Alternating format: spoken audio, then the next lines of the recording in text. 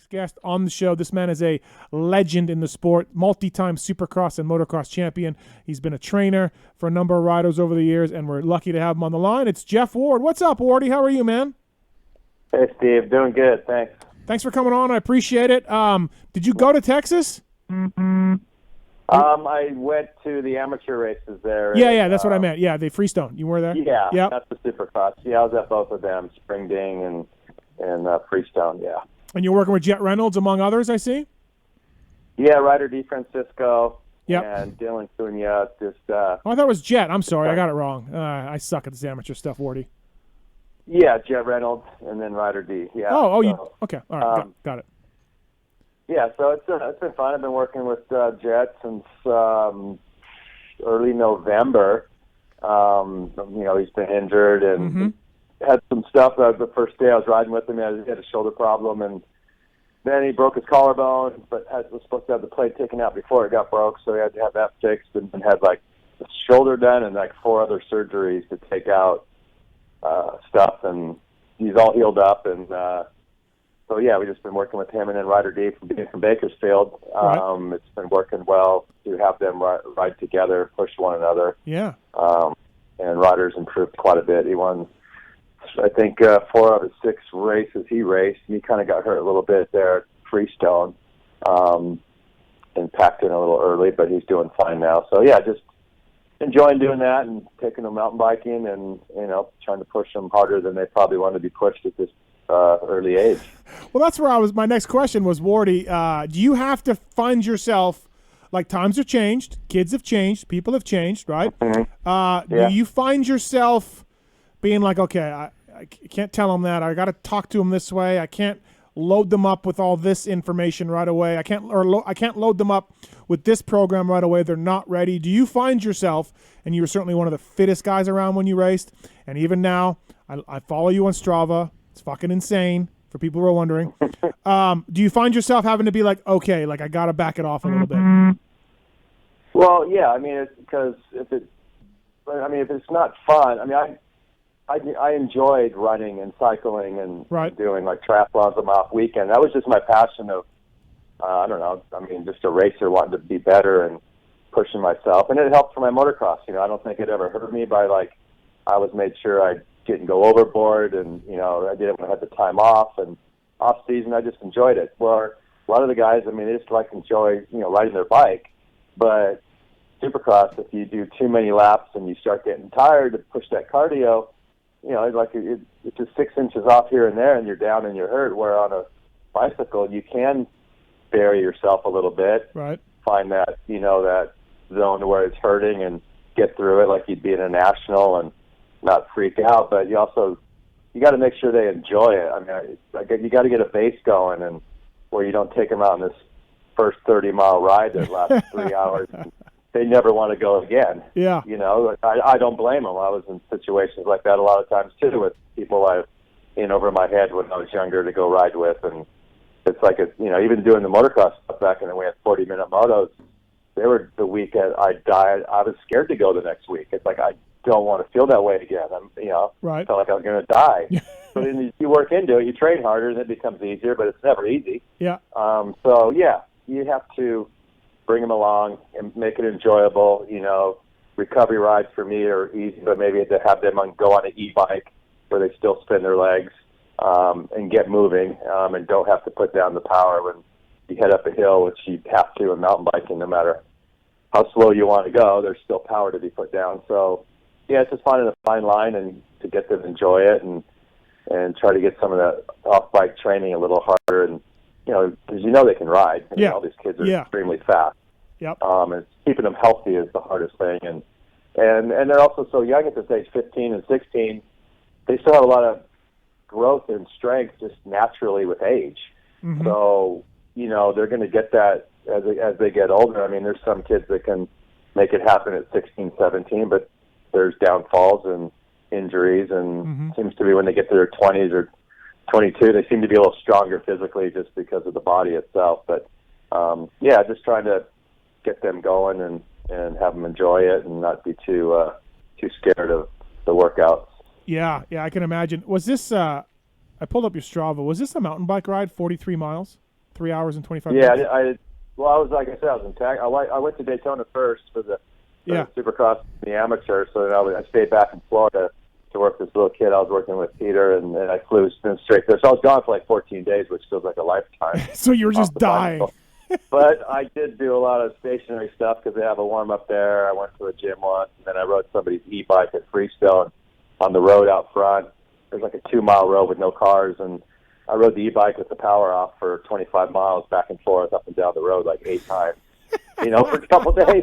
So I'm kind of sick and mentally, deranged. But then I came back, and then Friday, Saturday, Sunday, I did like 37, 43, and then 25, and 12,000 or 13,000 feet of climbing just because I missed it. So 43 miles. I took a day off today. Off today. Well, good to hear, Wardy. How old are you? I'm getting lazy. How old? I'll be 60 in June. 43-mile mountain bike ride, 3 hours and 25 minutes, 4,000 feet of climbing. Good God. Yeah. So, but I still enjoy it, and I think it keeps me sane. Keeps me healthy for one thing. If I did have problems, I'd certainly know. Wardy, what's the most elevation you've done in one ride? Let me think. Probably around 12,000 feet. Well, I shouldn't say that. We did the Ram in 17, so across the country. So that wasn't one ride, but that was a continued 7 days straight. We probably ended up getting 50,000 feet of climbing in that week. So you're fucking kidding me. I think about 12,000 feet. I mean, I did a time trial, 12-hour time trial like a year and a half ago. For 12 hours, I did 217 miles, and I think it had 1,000 feet per loop or something. So now you gotta do your Everest. You got to do your Everest, and you'll be good. There's that challenge. I got plenty of guys here that do it at this one hill that they do 33,000 feet or something. You got to do. And I don't know what it was. I did a 10,000 feet up and down on the top of the mountain I live on, and I did 10,000 feet at 9,000 feet of elevation, just up and down, and I wanted to die when I was done. I was like, well, I'm good. I'm never probably going to do more. I never really need to.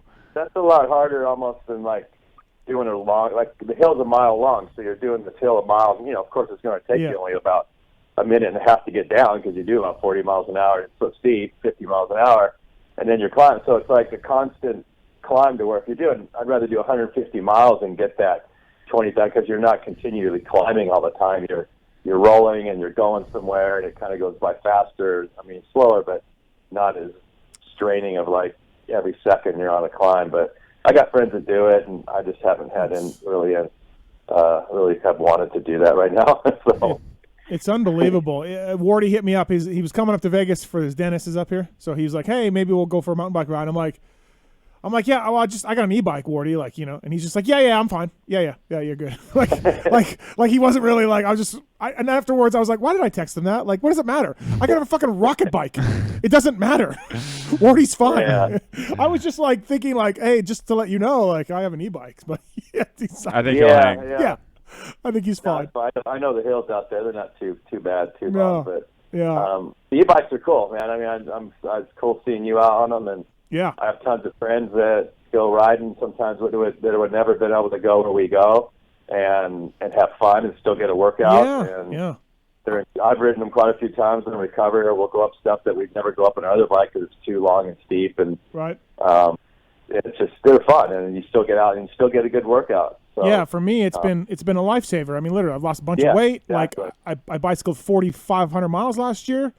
Like I never, I love it. It's great, and so for me, it's been a total game changer, right? So, I'm stoked that you recognize the fun of e-bikes for sure. Yeah, no, I'm sure if you would have gone out on the regular bike, the first ride you did, you would have said, "I ain't doing it. I'm not doing this again." No, exactly. You'd almost die 3 times going up a hill, stop and sit, and you're Well, I'll never get to enjoy this. You know. No. Well, it's like some people they go out with say, if say someone older went out with you for the first time, they're not going to hang. So they're just going to feel deflated right off the bat, where if you go out and they're on an e-bike and you can ride together and enjoy conversation and do cool things, you still get a workout. They get the enjoyment of a workout, but still getting to do it with you and not feeling like a total loser because they just got waxed. It's it's the worst feeling because you're like, you go with a group ride. I mean, I got some good cycles. I'll get dropped a lot. And it's like you went with a group ride and it ends up being a solo ride because you get dropped on the first hill. And then, but on mountain biking, it's worse because they usually wait for you at the top. Yep. And then when you get there, they're rested. Yep. They waited for you for a minute, and then they take off. And then you got to catch up, and you're still trying to, so it's a nightmare. Yeah. But the e-bikes, they saved a lot of people. Thank you. No, absolutely. I want to thank the folks at Scotia for bringing Jeff Ward on the show. Pulp 2021 is the code to save with those guys. Also, Wardy, you know the guys at Maxima and ProFilter as well, profilter.com. Enter the code PULP20 at checkout. Side-by-sides, dirt bikes, street bikes, everything in between. These ProFilters sold through power sports dealers nationwide. You can easily pick up a pre-oiled, ready-to-use premium air filter oil filter for your next service. Our buddy Dogger down there at Maxima ProFilter, just crushing it. He's got good mountain bike chain lube too. They have mountain bike chain lube. Yeah, so yeah. Cool. Yep, I use that a lot. They've got the SE1, of course, making my intense tasers looking like brand new. Exactly. Yeah. I want to talk to you a little bit about the series this year. I'm really interested in some of your thoughts and opinions on this stuff. So, first of all, look, you came from a different era. You won titles in a different era, and so it is different now than it is back then. But I think a lot of what yourself and RJ and Jeremy and Stanton and these guys, in my mind, a champion is a champion is a champion in any era. The bikes are better now, but I really believe this. So let me pick your brain a little bit on this stuff. So Coop takes Kenny wide at Daytona, causes a social media meltdown, which had to make you laugh, by the way. And then Kenny has those words on the podium about I can play this game too, and no problem, know. And then this week in Dallas 3, Wardy, he's got a chance to. And I don't mean Kate and I were talking earlier, don't T-bone the guy, don't knock him, don't take yourself down, all this kind of bullshit. But send a message. Yeah. And nothing. We got nothing. I don't know what he's afraid of because even when Webb passed him, he went high and stayed high. Yeah. I mean, he had to know.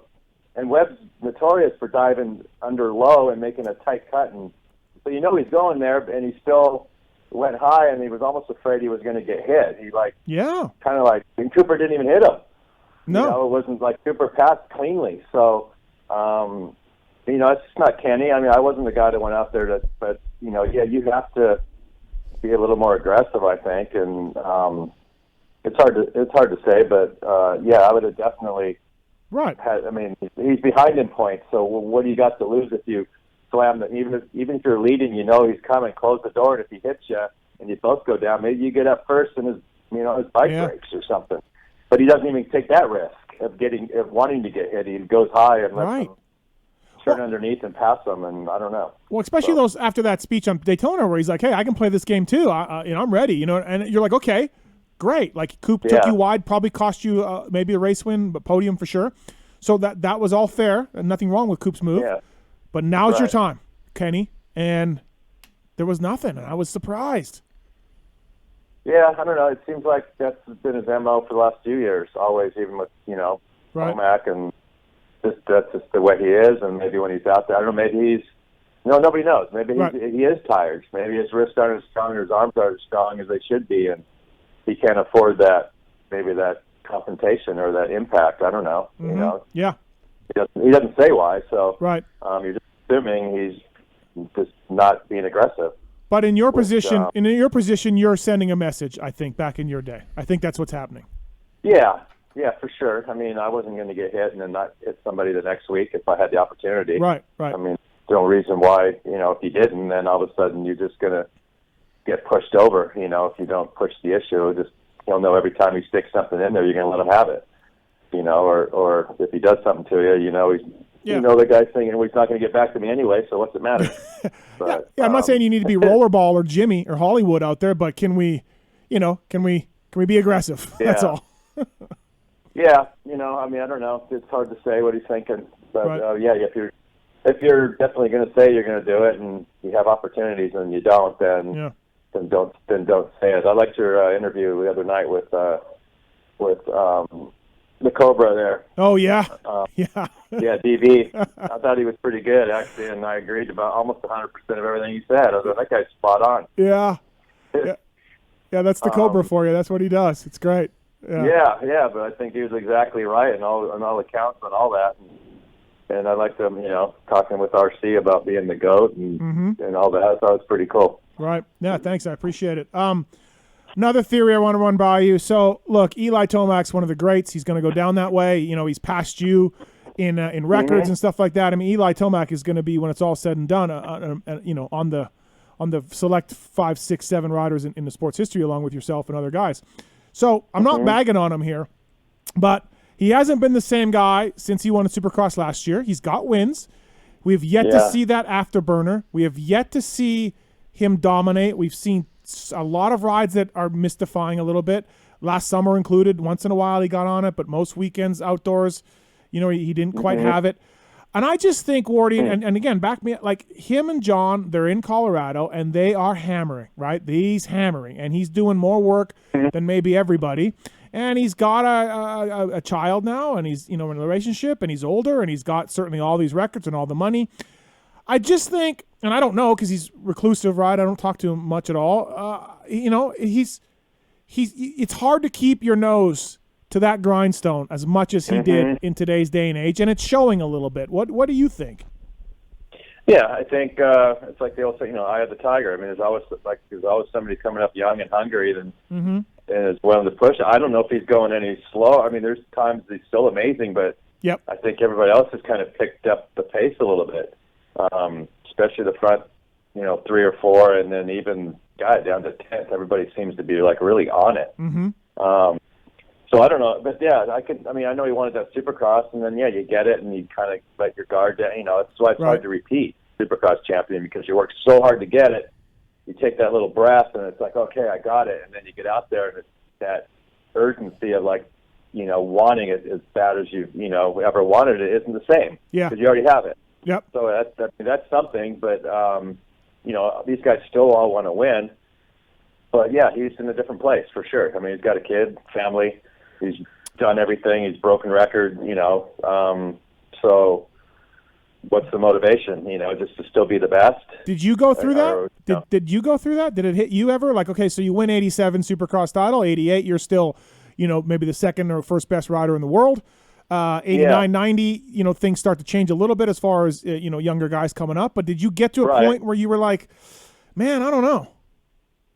No, that's why I retired. I was still in pretty good shape, but the injuries, they go through injuries just because you don't hear about it. He's heard something on the weekend, therapy somewhere, doing something, and it's just a lot of work. But I had the same, thing. I still won the championship in 90 on the 500. I was close in 91, and I was really close in 93. I won a race, my second to last race on the 500.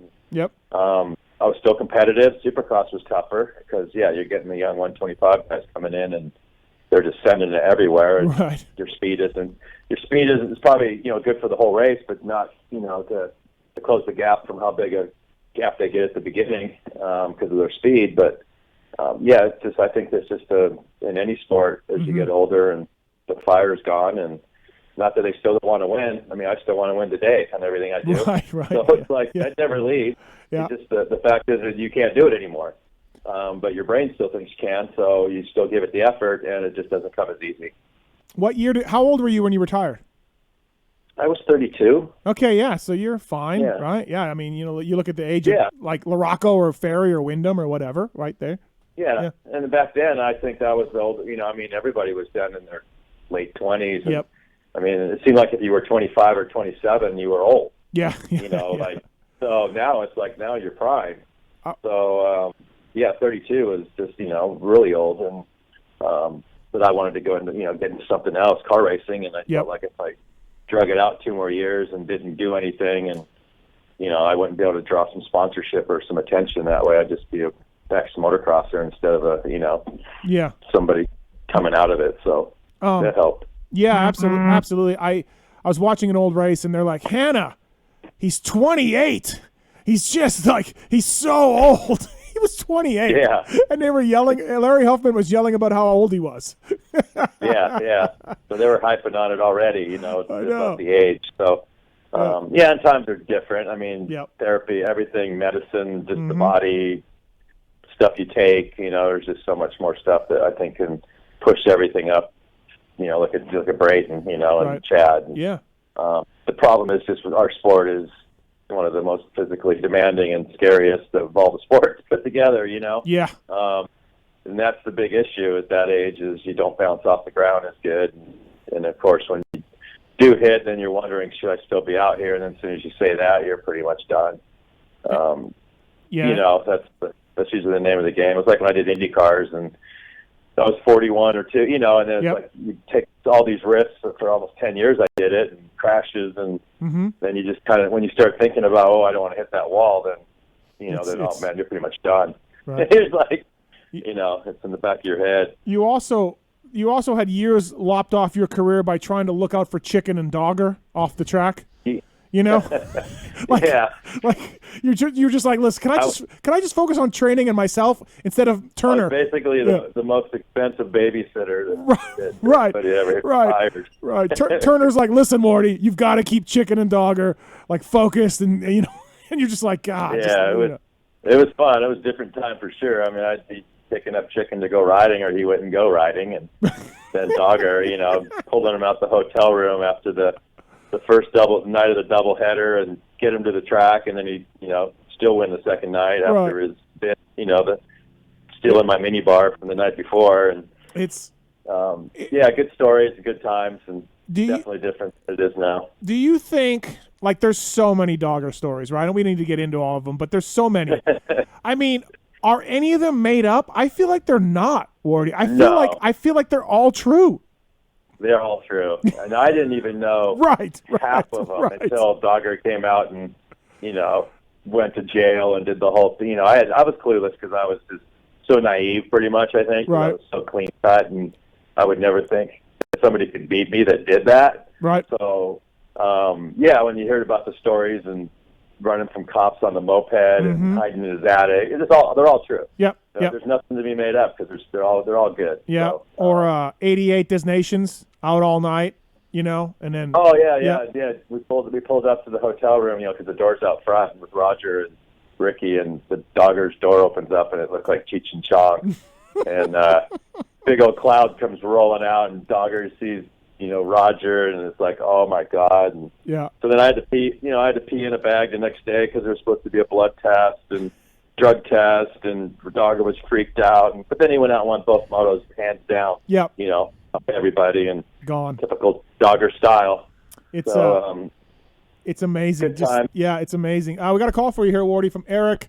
Eric, welcome to the Pulp MX show. Jeff Ward brought to you by the folks at Scotia. What's your question for him? Hey guys, great show tonight. Thank you. So Jeff, I was at Washougal in 1984 and got to see you wrap up the 125 title. Yeah. And watch you and Johnny O race there that day. And man, you guys were amazing on the 125s. And getting to the rivalry thing, you and Johnny always seem to keep it pretty clean. But I'm just wondering, was there any point in any of those battles with him where you really had to maybe send a message? High Point. There was some fireworks at High Point, I think, in '84. There was fireworks at Saddleback. I took him out the first moto. He went wide to go up the step up. I came in. I did hit a bump. He didn't believe me, and I didn't miss the brake, but I rode the front wheel a long ways, and I just cleaned him out. I thought I was going down, but I cleaned it. I won the first moto, and then he came looking for me in the pits. I hadn't got back yet because I think I was in winter circle, and when I got back, my mechanic, McAndrews, was saying, "Man, Johnny's coming over here to fight." And I'm like, "Okay," So then the next moto he actually won, which he only beat me like 2 times that year in the second moto, so he was pissed off. But then, Mount Morris was one. He missed in the last corner. I got him there, and then the Washougal race you're talking about, I had like an 18-point lead going into the first moto, so I had the lead. He seemed to not always beat me the first moto, but I always just seemed to be a little tight the first moto, or he was just on it, and he beat me. So I'm leading the whole time, and so in the back, coming up to the mechanics area, right in front, the starting gate used to be up top, you know where the finish line is, and the right-hander, then there's a tight left, and the mechanics area was there where you entered exit the track. So he caught me a little bit, and it's probably like 5-6 laps from the end to go. So I go in the mechanics area and I pull wide and I go to wave them by like, Right. you know, I'm not even racing with you, dude, because Yeah. I got the championship. The only thing that could happen is you clean me out and then my bike breaks. So I have my hand out waving him by going through the left way outside the berm. Well, he came straight up and cleaned me out while I had my hand off the bar. Oh, shit. Took me down. So I got up. And I don't remember that. Shit, we were up on the hill. Yeah, he cleaned me out, and the mechanics were fighting like the next lap I came around, and I believe I chased him down and I won the first moto, which I probably shouldn't have done, but that was his tactic. Like, if he didn't do it, I was just going to cruise and get second. So if he got me mad to come after him, maybe I'd cartwheel or maybe, you know, he could get me again. So yeah, we were really not friends at all. We didn't talk to each other the whole season, but now he's a good buddy. So well, when you guys were buddies, you helped him get the ride at Cowie, right, in '90. You were a big part of that, right? Yep. Yeah, I was talking to Roy, and you know, because like I said, I was getting older too, and I knew how hard Johnny trained, and I actually was riding with him before he was even at Cowie. And we do some biathlon stuff together for fun, and so you know, we needed to get another rider, but we needed somebody for testing, and Johnny was a really good test rider and could go all day, you know, because I was the only one doing the testing at Cowie between Chicken and Dogger. So Dogger would just be like, I don't need to go, I'll just run my Wardy's running. Yeah. You know, so so I'm like, yeah, let's get Osho. So yeah, he came on for the 2 years, and it was super cool. But Eric, you didn't notice when up on the hill when Mike Byer came by in first that year or whatever year that was? Like you were like, where's Wardy O'Mara? You don't really know what happened, right? Oh, I know, like, yeah, and, for sure. And the rest of the stuff in the series, like I was like you, Steve, like I was a kid up in Canada, you know, reading MXA that I got at the 7-Eleven, just like panting at the door as they unpacked the boxes. So you didn't have all the series information, right? And that was like my first ever U.S. national I ever went to, and I was just like, like this Ward O'Mara rivalry, like it just like it was bigger than life to me because I only knew what I knew from MXA, right? Right, yep. Yeah, for sure. That's what was cool back then. It's like, you know, you only saw these people, or myself, you know, Hannah, Marty Smith, all the guys in magazines. And then I remember meeting Marty for the first time, and it's not like today where you see him on Instagram every day. You feel like you know him. Right. You've seen so many pictures and see him talking, and the magazines, you never saw that, you know, except in maybe an interview on TV. But then when you saw them, they were bigger than life, and I thought that was just a cool time. But and Eric, it was Eric, 83 125 Nationals, Wardy, O'Mara, Lachine, Bomber. That would have been amazing. Just crazy. Lachine on the 224. It was fast. I was bummed, Wardy. I was bummed because I was a Barnett guy at that time. I would have been 9 years old, I think, then. And I rode a Suzuki, and I love Barnett, and you guys worked them, and I was like, Bomber. Like, Yeah, that was the first year we did, because the 2 or 3 years before he made mincemeat out of us little boys. He was a man with a mustache and was like foaming at the mouth at these races, and we were just like puppy dogs going, oh my God. Yeah. And he killed us. We finally figured it out a little bit. But, a little bit. Yeah. Well, cool, Eric. Anything else, Eric? Thanks, Eric. No, that's all good. Great to talk to you, Jeff. Take care. Appreciate it, Eric. Thanks so much, man. Thank you. Next call for Wardy from Mike. Mike, what's going on? Welcome to the show. What's your question for Jeff Ward? I raced nationals back in 83 to 85, and it seemed like if you weren't on a works bike, you were getting lapped in fifth place, from what I remember. Mm-hmm. I mean, how much better was that bike than, say, a production bike, or even, was it as good as O'Mara's motor? I mean, those 83 to 85 work Hondas, I think, were just so superior, but obviously you beat them in 84, so. Yeah, well, I mean, it was no secret that Honda had, really Suzuki had some of the best bikes in the early 80s, 79, 81, and then Honda came in, but the Honda 250s, 500, 125s in 83, 84 were unbelievable. Our Cowie in the early 80s was junk, too heavy, just it had a good motor. Suspension was terrible, but then 83 it came around. That's when I won a couple. I mean, I won a couple in 82, and then overalls, and then 83 I was in the title hunt, you know, the whole season. 84 the bike stepped up another notch where I felt it was, I don't know if it was better than the Hondas, but it was certainly equal with them. Yeah, production bike. I was the only Cowie on the line, so there was no other. Nobody rode a production Kawasaki because the works bike was barely making it at the time. So the production bike wasn't going to be great. They were always the last to get disc brakes, the last to be water cooled, the last to have the linkage. It seemed like Cowie was always behind the curve with the development, and then we finally kind of hit it in '84 and '85 when I won the 250 Nationals and the Supercross on the 250. The bikes had stepped up, and '84 too was my first Supercross win too. So we just got our bikes going good, and then they went to the production mule in '86, and then we were back to square one again behind. So but by '89 they were good. You were back on good bikes by '89. Well, the 500s were good. Yeah. '86 500, the production 500 was the best bike. Hands down, I feel. Would I want another bikes? I think I could have still figured it out. But Cowie definitely was a good 500 bike. 250s took a year or two to. '87 was pretty good. '88, and then I thought we came pretty equal with the Hondas when we went to production rule, but the factory bikes for sure. But yeah, nobody could beat the factory bikes on a production bike, except Marty Mose at Carlsbad. Yeah, true. That's about it. That's about the only guy I know that did something like that against all the factory Euros and American guys on a production Yamaha he bought, I think, or something to run. Yeah. Cool, Mike. Thanks for the call, man. Okay. Thank you. Thanks, Mike. Appreciate it. I don't know if I've ever asked you this before, but so like '87, '88, Dogger's getting a few wins, but basically it's you and Rick, right? You and Rick Johnson are winning everything, and you guys are trading off titles. You guys are number 1 and 2 all the time. Like I said, once in a while some guys would squeak in some wins here, but basically it was you two guys.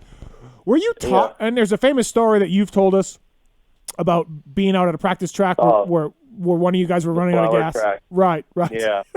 But were you guys talking? Like, I imagine it's like Coop and Kenny, or James and Chad, or like whatever two champions you want to make it. Did you guys have like a fuck you RJ and fuck you Wardy, or would you talk back then? No, we didn't. We didn't talk at all. Okay. Yeah. Nothing. At all. Even that day, we parked different places, and it's a flower track that was like Carlsbad. It's a single lane, like just a technical, fun little. And we're on 500s, which made it really hard to ride. And I was there riding 2 or 3 laps where he got dressed, and we ran out of gas just because nobody wanted to pull in. And so, and it was just loaded up and took home. Went left, never said a word, and we never said a word at races. It's like when you're up in the podium or something, you'll say something about something or whatever, but never. It was never like track walk. Yeah, it was never like track walk time. Like, hey man, how you doing? Or nothing. How was your week? Or how's doing? Or something. But that kind of went that way. I was a loner. Right. I trained by myself. I had Jeff Spencer for like 10 years, but I went up to see him. But I did everything. He told me what to do, and I did it. And then my riding, I'd go ride at Elsinore. I'd be out there by myself if I had to, and do my motos. It was scary because it wasn't a racetrack.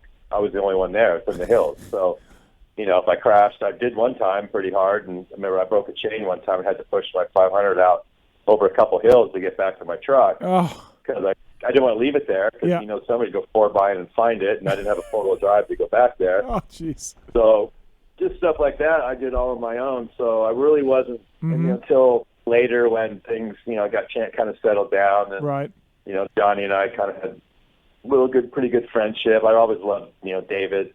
David was always super cool. Jean-Michel Bale was cool. But Ricky and I he was wanted the limelight, and I kind of wanted to stay away from it. So it was like, and then I'd get mad just because he'd search it out. It was like vinegar and oil. Yeah, he was, I've said this many times on my shows, like you were either an RJ guy or you're a Wardy guy, depending on your personality, depending on what you rode, raced at home. Like you liked one guy was flashy, one guy was the crowd favorite, one guy was pandering to everybody, one guy was super serious, super quiet, hardworking, right? Like it was hilarious looking back on it. You just had to be an RJ or a Wardy guy. Yeah, well, it's funny because I know everybody's saying like, oh, how come he doesn't? It's just who you are. It's my personality. It's RJ's personality. he's not doing it on purpose. It's just who he is. Yeah. Yeah. And it's like, Webb, he's serious. Then you got Jet Lawrence. It's just nobody's that. You just go up and do your job, but some people just have a different personality that you can't force it. Right. You can't go up there and make stuff up and look stupid. You just kind of do what you do. And Stanton, God, Stanton's interviews, you go, did he ever smile? Did he ever say anything that, I at least laugh and I would say stuff, but I would never be like he was attention and be cocky. But man, he was just straight to the point, and then also he'd say his own name. Jeff Stanton feels pretty good today. It was fun, Yeah. He speaks to himself as a third party, like a second party or whatever. So no, I know, and now like I asked Stanton for a jersey once when I was a kid. He almost bit my head off. Like I was like, oh my god, like you know what I mean? Like I was like, holy shit! Like I was at Millville one year as a kid, and so yeah, you are who you are, right? So you get these impressions by people. People don't like you for some reason because they catch you at the wrong time, and that's not yours. Stanton's one of the nicest guys in the world. Absolutely. I love that guy, and even when we were racing. Even though we were that competitive, he was still the type of guy that you could kind of have fun, talk to, and travel with, or something. Right. The nations and stuff, And RJ, just for some reason, we just could never get on the same page. Yep. Except that the donations we travel and ride together, but we didn't go eat too much or anything like that. But it wasn't too bad. We had some good times. I can't say that always. Cade, in one of Wardy's prime years, he told this story. Then Wygan and I. How many days in a row did you ride, Wardy? Oh, I don't know. It was over, 95 or 100, something like that. You rode 95 days in a row. Sometimes he would just do some starts, like if you had an early flight or a later flight. Like it wouldn't be full motos every day, but he would be on a bike 90 straight days. Yeah, even Christmas Day, everything. I went for a ride, like just to go moto somewhere, like out in the hills. So. Yeah. I don't know how it started. It was like our stupid things back when we'd see how long we could go without taking a shower. It was like, or how long you could go without riding washing your riding gear. Right. It'd be weeks. It was just like your socks would stand up in the corner and they're wet from the day before. So we'd have a bunch of stupid stuff that nobody'd ever do today. But maybe because we didn't get too much stuff, we had to use our stuff more. I don't know. Yeah. I don't think I'm that dedicated. I don't think I'm that committed to winning a bet. Yeah, it's weird. Like I raced in '85. Like we didn't have helmet liners that you could change out. So my helmet I wore in '85. I wore the whole year. Right. I wore one helmet. Yeah. That whole year, and one pair of boots. I just leave the boots in the thing, and I'd bring my helmet home, and I put it on. You're just immune to COVID. Yeah. You won't catch COVID. You're just immune. I haven't got it. My son's got it. 2 sons have had it. My daughter. Yeah. I've been around it, and I haven't got it. So, I've got a good immune system from all that fungus stuff. It's been built up over the years. David's got an old school question for you. David, welcome to the show. What's your question for Jeff Ward? Hey, thanks. Hi, Jeff. How you doing? Good. How you doing, David? Good. I'm going to take you way back, 1976. You guys pull into Las Vegas with that van. It had a van body behind it. Yeah. Okay, that was racing Brian Myerscough and Mike Brown, Lenny Geiger, and Paul Emerson in Vegas. You remember that? Yeah, I think Joey D was there. Some other Vegas guys. Yeah, I know all those exactly. Guys. Okay, I was just curious if you remembered way back then. That was some impressive stuff. That was really impressive. Well, we did a race called the Mini Mint out there at Prim, which is Prim now.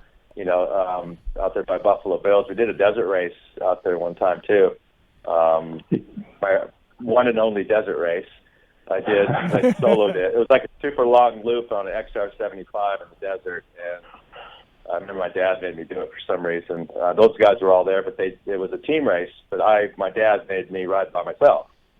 So I just kept doing the lap, filling up the tank, and they traded off every time. And I still think I won it, but that was my last desert race. It's like the story we're talking about with taking the kids on hard bicycle rides and never want to do it again. That cured me at desert racing. Yeah, that was it. That was it. Oh, never that's funny. again. Cool. Cool deal. Love hearing about it. Thanks, David. Yeah. All right. Talk to you later.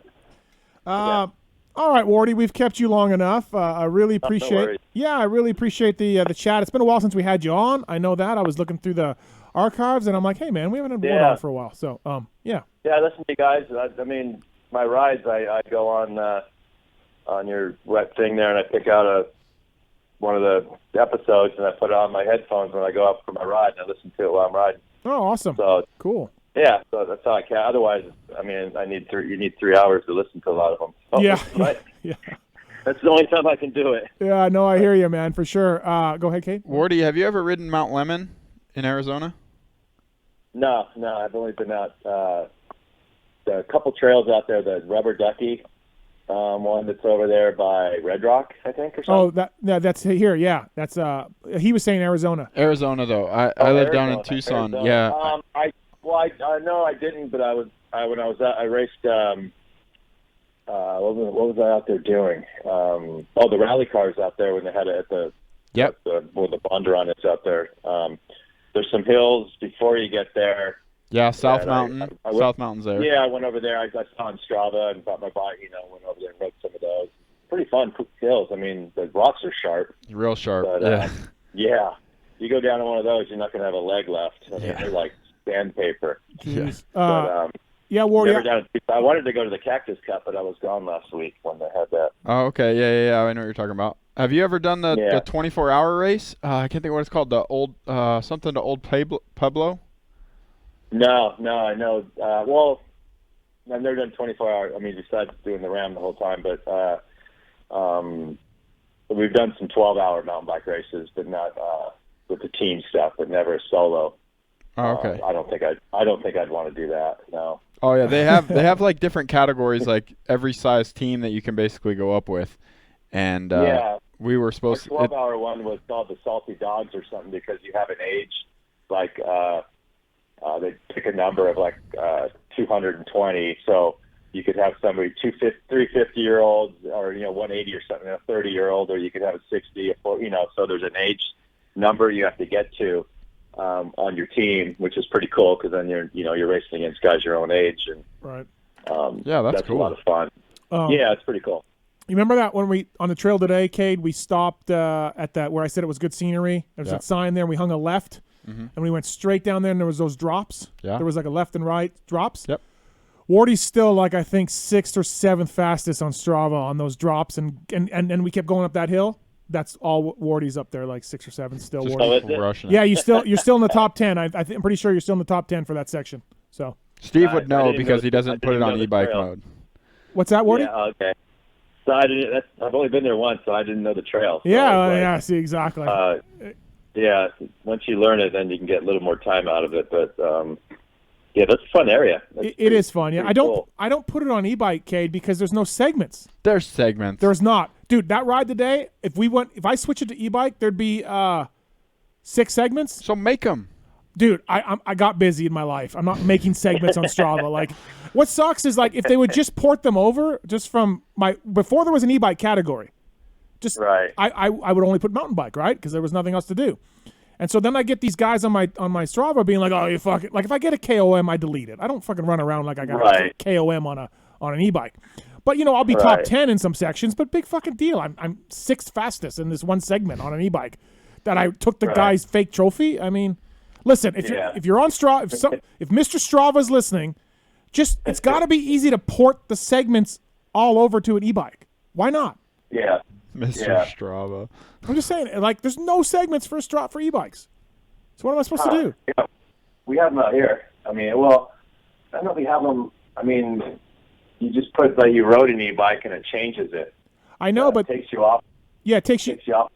But then there's no segments. Then when you do e-bike, like for out here, there'll be like 6 segments in an hour and a half ride. He's just saying he wants the segments that are all there for all the mountain bikes. Yes. Like when you click it into e-bike mode, he just wants the same segments, but just people who have ridden them on e-bikes. Yeah, I don't care about the trophies. I just want to compare it to myself to when I rode when there was no e-bike category. You know what I'm saying? So that's all. Okay. I don't care about the fake trophies, all right? I care about the fake trophies, man. KOMs. Yeah. They make the legs stronger. Well, like I said, I've gotten some KOMs. Exactly. I delete them. I'm not taking a KOM. That's fucked up. to do that. Yeah. So no, that guy would be really pissed because he worked pretty hard. What about the guys? What about the guys that like go out on the trails? And I'll let you go, Wardy, in a second. But you got like a little like switchback, right? And then eventually the guys will go straight, right? The line will just start. I had guys that did that. This one's called Trail to Altuez or something. It's got like 40 switchbacks. Yep. And I was top 3 or something, and I know this guy that rides, and I just know how he rides. And next thing you know, he had the KOM. And I'm like, well, how do you? If you go on the maps, like if you go on the map and scroll in, it doesn't bring it in close enough. But then if you tap it again and go to this other map, you can zoom in, and then it changes the line. It doesn't follow that. It shows exactly where he went. It's a straight line. Oh, I didn't know that. I didn't know. Okay, yeah. Yeah, there's a way you could figure. There's 2 maps. Like one's on the first page. You look at it, it'll follow the route just because you went from the start to the finish. Right. It doesn't. But then if you click over to the real page, like when you go to look at your segments and go on the map and zoom in, it'll show a straight line like you cut. And if you go, and it was pretty funny. I called him out kind of like just kiddingly, and he's like, "Oh yeah, I forgot to delete that." Shit. On some of my trails, like I don't know who these people are, but they'll erect a rock wall to stop people from going straight, and I'm like, I'm fine with that. I don't care. But I'm not spending. These look like the Pyramid of Egypt. Yeah. They look like they spent 30 minutes looking for and stacking rocks so that you don't go straight and cut that corner. And I'm like, look, I'm fine with it. Like don't cut the corner, whatever. But I'm not out in the desert for 30 minutes piling rocks to stop people from going straight. I'm just not. I mean, there's people who go work on the trails, trail advocacy groups. Yeah. They do that because it's supposed to keep you on the trail. They need to get a life because it's a volunteer thing, Steve. Listen, you use the trails probably just more than anybody. You should join one. It's the desert. We're not hurting any plants or animals. There's nothing. It's a gravel trail. Anyways. It's a new line. Help me out here, Wardy. New line. All right. Wardy, thanks for your time. I appreciate it. As always, good to talk to you. Thank you. You're welcome. Take care. All right, see you. That's Jeff Ward, everybody. Supercross, motocross legend. I feel like I just went to history class. Dude, legend. I didn't have a fucking clue what you were talking about for half. Really? Yeah. Like you didn't.